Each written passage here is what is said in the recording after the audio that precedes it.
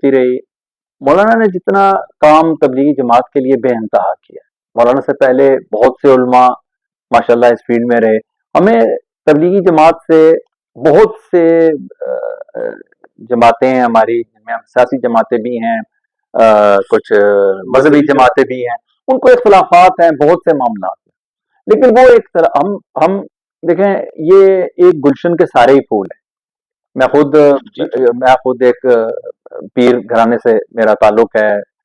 میرے نانا گدی نشین بھی ہیں تو رہے تو، لیکن ہم کسی کی دینی خدمات یا ہم کسی کے دینی معاملات کو نظر انداز نہیں کر سکتے صرف اپنا ایک سوچ کی وجہ سے. تو مولانا نے ماشاءاللہ جتنا کام کیا، اور تبلیغی جماعت نے جتنا کام کیا دین کو پھیلانے کے لیے، وہ اپنا جو ان کا نقطہ نظر ہے. بہت سے لوگ، میں نے آپ سے پہلے کہا کہ اختلافات رکھتے ہوں گے، لیکن اس پہ کوئی شک نہیں ہے، ایٹ دی اینڈ کیا وہ مذہب کے لیے ہی، اس کی تبلیغ کے لیے کیا.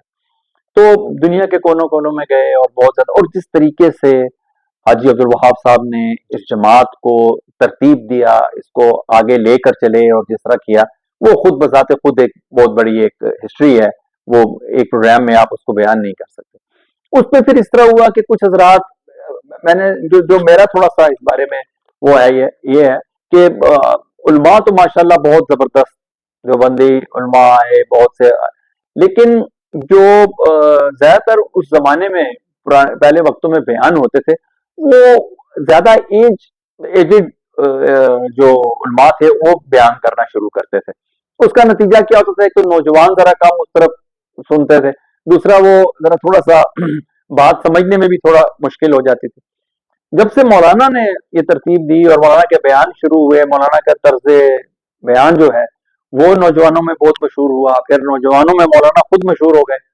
تو لہٰذا یہاں تک تو سب معاملات ٹھیک ہیں. میں اب یہ سمجھتا ہوں اس سٹیج پہ آ کے کہ مولانا کی بہت خدمات ہیں اور تبلیغی جماعت کی خود بہت خدمات ہیں دین کے معاملات میں. نہ تبلیغی جماعت کے معاملات مولانا کی وجہ سے خراب ہونے چاہیے، نہ تبلیغی جماعت کو یہ چاہیے کہ مولانا کی وجہ سے سارے حالات جو ہیں وہ اس کو تھوڑا مشکل بنایا جائے. مولانا کو سٹیپ ڈاؤن، میرے خیال، مولانا ہمارے لیے بہت محترم ہے، لیکن میرے خیال جب اس سٹیج پہ ہم پہنچ گئے، وہ اپنے تمام گزارشات، اپنی تمام باتیں اپنے بڑوں کے ساتھ وہاں پہ رکھیں، بند کمرے میں ان کے ساتھ بیٹھیں، ان سے بات کریں.